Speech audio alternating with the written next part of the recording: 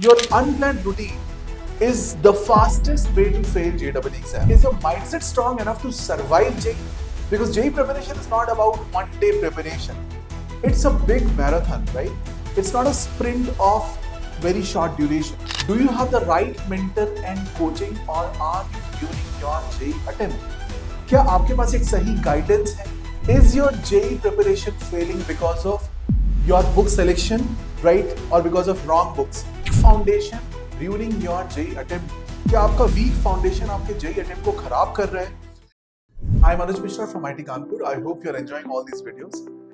Ignore these prerequisites before JEE and regret forever. Yes, इस video का topic है कि ये मुख्य बातें अगर आप इग्नोर करते हैं तो आपको JEE प्रिपरेशन में काफी दिक्कतें आने वाली हैं। चलिए जानते हैं वो कौन सी मुख्य बातें हैं जिनका आपको ध्यान रखना होगा प्रिपरेशन ऑफ JEE के दौरान। सबसे पहला पॉइंट है, is your weak foundation during your JEE attempt? क्या आपका वीक फाउंडेशन आपके JEE अटेम्प्ट को खराब कर रहा है?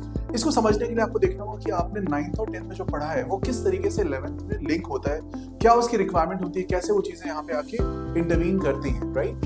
सो 9th एंड 10th में जो भी चीजें हमने पढ़ रखी है, 9th एंड 10th में जो भी हमने प्रिपरेशन कर रखी है, उसका भी यूज हमें यहाँ पे करना ही होगा। बिकॉज अगर हम फंडामेंटल्स की बात करें फिजिक्स में काइनेमेटिक्स, राइट, या हम बेसिक फंडामेंटल्स की बात करें केमिस्ट्री में पीरियोडिक टेबल, सो ये सारे टॉपिक्स आपके इधर भी काम आएंगे, तो आपको इसका एक क्विक रिव्यू होना चाहिए। सेम मैथ्स में अगर आप बात करते हो तो मैथ्स में trigonometry is very important, so these things will be again useful for your exam point of view.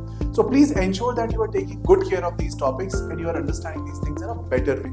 That is the first and foremost thing, right? So आपका weak foundation आपके लिए problem हो सकता है। एक अच्छा transition course लगाएं, एक अच्छे से transition करें 10th से 11th की तरफ, और अपने सारे जो problem areas हैं उनको पहले resolve करें, and then आप 11th में एक नई energy के साथ move in करें. That will definitely help you. Now the second point is your mindset strong enough to survive JEE? Because JEE preparation is not about one day preparation. It's a big marathon, right? It's not a sprint of very short duration. आपकी health, आपका mindset, आपकी activities, right? आपकी physical fitness, everything will be playing very important role in the results. So मैंने कई बच्चों को ऐसा देखा है कि वो बहुत अच्छी तैयारी करते हैं, but eventually एग्जाम के आसपास आके उनकी तबीयत गड़बड़ हो जाती है। वो चीजें आपको अवॉइड करनी पड़ेंगी। आपको ये भी देखना होगा कि आप जो पढ़ाई कर रहे हैं उसमें आपका कहीं से भी किसी तरीके की कोई दिक्कत ना आ रही हो, राइट? और सबसे इंपॉर्टेंट है आपका माइंडसेट पॉजिटिव होना। तैयारी के दौरान कुछ ऐसे भी मोमेंट्स आएंगे जहां पे आपको लगेगा कि मेरी तैयारी डिरेल हो गई, it's not up to the mark, इस बार तो सिलेक्शन मुश्किल लग रहा है, क्या मुझे ड्रॉप लेना चाहिए? बट आपको एक अच्छे मेंटर से मिलके इस प्रॉब्लम को सॉल्व करना होगा, इमीडिएटली इसका रेजोल्यूशन निकालना होगा और एंश्योर करना होगा कि आपकी प्रॉब्लम ज्यादा बड़ी होने से पहले ही सॉल्व हो जाए। So please discuss with your teachers. I will always put it like, if you discuss with your teachers, आधी प्रॉब्लम आपकी वहीं से ही सॉल्व हो जाती है, right?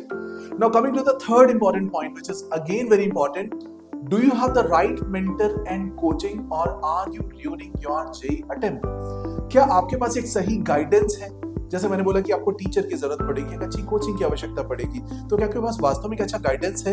एक ऐसा व्यक्ति है जो आपको हेल्प कर सकता हो, एक ऐसा व्यक्ति है जो आपको मदद कर सकता हो आपकी प्रिपरेशन के दौरान? और क्या आपकी जो कोचिंग है वो आपके कस्टमाइज प्रॉब्लम का सॉल्यूशन दे पा रही है, या सिर्फ एक जनरल सॉल्यूशन दे रही है जो सब बच्चों के लिए वैलिड है? क्या आप बहुत बड़े बैच में पढ़ाई कर रहे हैं, जिसमें मैंने लास्ट वीडियो भी बनाया हुआ है, जो आपके काफी काम नहीं आता, राइट? तो ये सारे की पॉइंटर्स को आपको ध्यान में रखना होगा, समझना होगा, then your preparation is much more aligned and in the right direction. Now अगर आपने सारी चीजों का ध्यान रख लिया तो अब नेक्स्ट फोर्थ इंपॉर्टेंट पॉइंट है, is your JEE preparation failing because of your book selection, right, और because of wrong books?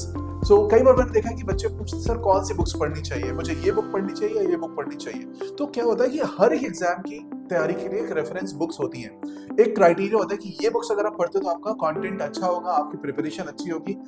Teachers class में आपको चीजें कराते हैं, उसके साथ में बुक्स का रेफरेंस जब होता है तो हमारे पास मल्टी डिमेंशनल नॉलेज आती है and we do better. So physical chemistry, organic chemistry, inorganic chemistry के अंदर डिफरेंट बुक्स हैं, राइट? देन मैथमेटिक्स में बुक्स हैं, देन फिजिक्स में भी डिफरेंट बुक्स हैं।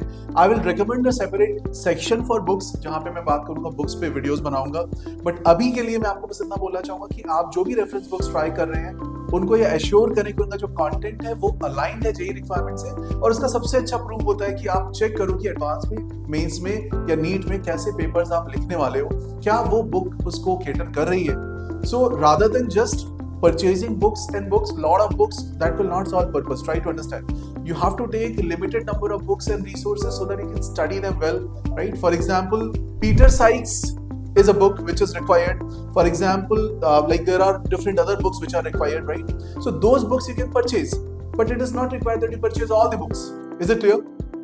So this is the fourth and very important point. Now the fifth point is your unplanned routine is the fastest way to fail JEE exam. अगर आपका routine proper नहीं है, अगर आप ठीक से अपनी चीजों को प्लान नहीं कर रहे हो, आपका डे प्लान नहीं है, अगर आप मॉर्निंग में देर से उठ रहे हो और रात में देर तक जग रहे हो, तो ये सारी चीजें आपकी बॉडी क्लॉक खराब करती है, आपकी कंडीशनिंग टुवर्ड्स एग्जाम खराब करती है, एंड देन आपका रिजल्ट भी खराब होने की डायरेक्शन में आता है. एक एग्जांपल के तौर पे अगर बात करें JEE एडवांस एग्जाम 9 to 12 और 2 to 5 के स्लॉट्स में होता है. सो उस केस में आपकी जो मैक्सिमम एक्टिविटी होनी चाहिए, आपकी जो बॉडी क्लॉक की कंडीशनिंग होनी चाहिए, वो 9 to 12 2 to 5 के लिए बेस्ट तरीके से होनी चाहिए. Is it clear? अगर आप ये चीजें इंश्योर कर पाते हो तो आपकी प्रिपरेशन ऑटोमेटिकली बाकी बच्चों से बेहतर होगी. एंड ऑलवेज रिमेंबर बच्चों, this is exam of rejection, not exam of selection. जो भी आपके लेवल पे नहीं है उनको रिजेक्शन मिलेगी और आपको सिलेक्शन उसी बेसिस पे मिलेगी. तो आपको इंश्योर करना है कि आप बाकियों से बेहतर हो, बाकियों से अच्छी अप्रोच से काम करें. और ये 5 पॉइंट जो मैंने आपको बताए, फिर से मैं एक बार रिपीट कर देता हूँ. आपकी फाउंडेशन पे काम करिए, अपने माइंडसेट पे काम करिए, अपने टीचर और कोचिंग पे काम करिए, अपनी बुक्स और मटेरियल्स को ध्यान से चूज करिए, एंड सबसे इंपॉर्टेंट अपने टाइम टेबल और रूटीन को अच्छे से बनाइए. अगर आप ये सारी चीजें करते हो, so nobody can stop you in this journey. I have all my best wishes with all of you. If you want further any other topic in which you want me to make video, please post in comment box. If you have any doubts or queries, we are also attaching a Google form. You can just fill it and get your doubts cleared. Thank you very much for watching, subscribing and liking us.